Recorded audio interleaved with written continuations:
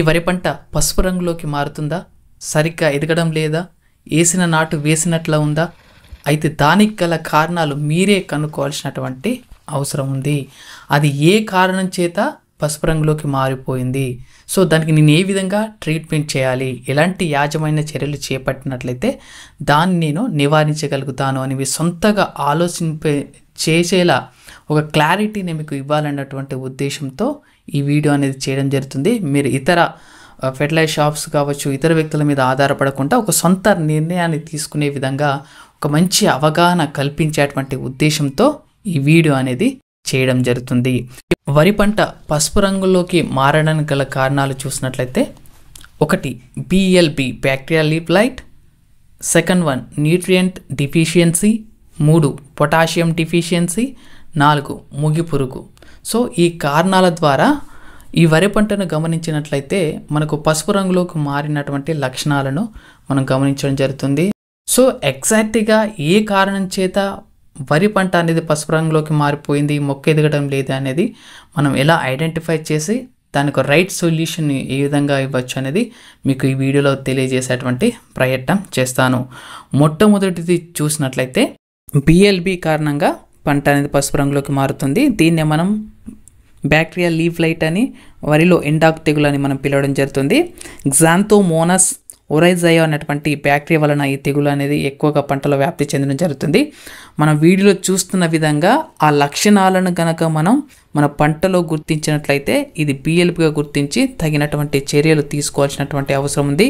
ఈ BLB ద్వారా మనం దాదాపు 70% వరకు కూడా పంట నష్టం జరిగేటువంటి అవకాశం ఉంది. కాబట్టి మీరు మార్కెట్లో అందుబాటులో ఉన్నటువంటి ఏరిస్ కంపెనీకి చెందినటువంటి ప్లాంటోమైసిన్ స్ప్రే చేసుకున్నటువంటి ప్రయత్నం చేయండి.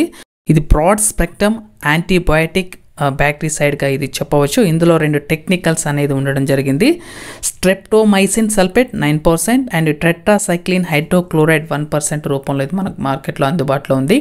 ఇది ఎకరానికి 100 గ్రాముల చొప్పున మనం పిచికారీ చేసుకోవాల్సినటువంటి అవసరం ఉంది. 100 గ్రాముల ప్యాకెట్ మార్కెట్లో మనకి 200 రూపాయలుగా అందుబాటులో కలదు. ప్రతి స్ప్రేలో దీన్ని ఉంచుకున్నటువంటి ప్రయత్నం చేయండి.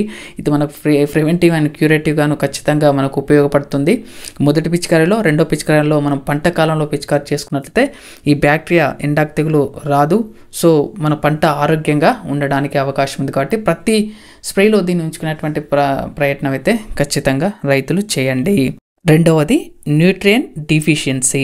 సో న్యూట్రియంట్ డిఫిషియన్సీని ఇక్కడ 2 రకాలుగా వర్గీకరించడం జరిగింది. 1 నైట్రోజన్ డిఫిషియన్సీ అంటే నత్రజని డిఫిషియన్సీ, అలాగే ఐరన్ డిఫిషియన్సీ.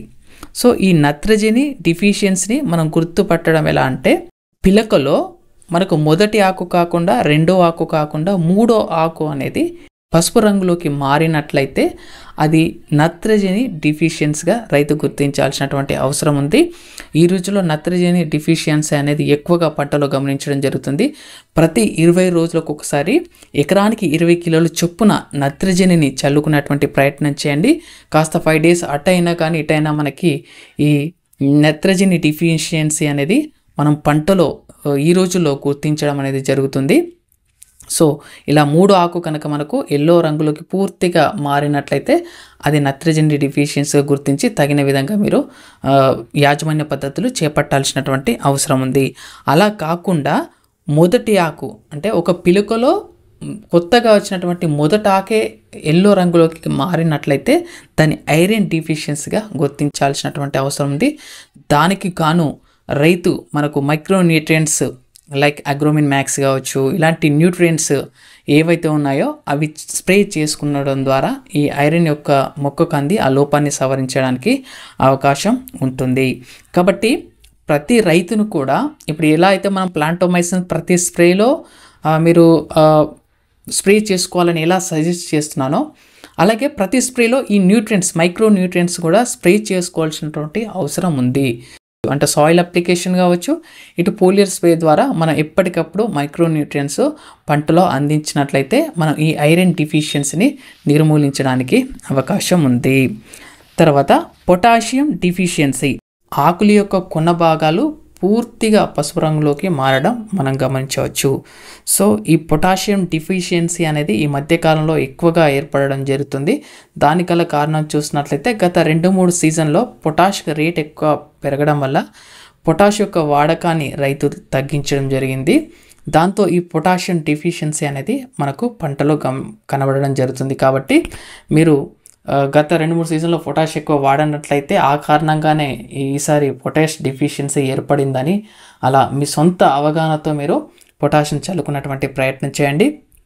ఎకరానికి 25 కేజీల చొప్పున చల్లుకున్నట్లయితే మనకు సరిపోతుంది. సో అప్పుడు పొటాష్ యొక్క లోపాన్ని మనం పంటలో నివారించిన వాళ్ళం అవుతాం.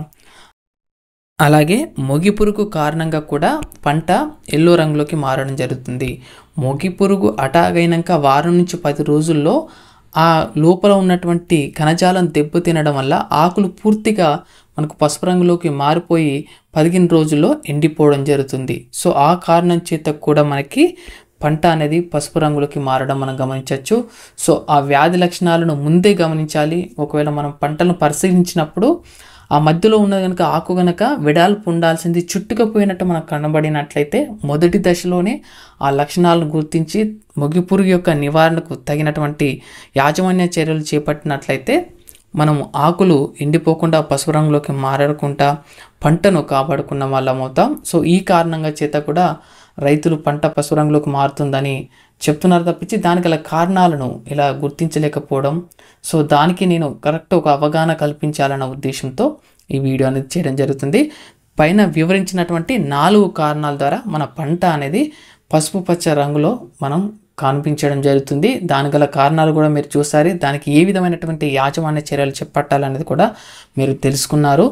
సో ఇప్పటివరకు కనుక మీరు నా ఛానల్ సబ్స్క్రైబ్ చేసుకోతే ప్లీజ్ సబ్స్క్రైబ్ చేసుకోండి. Thank you for watching.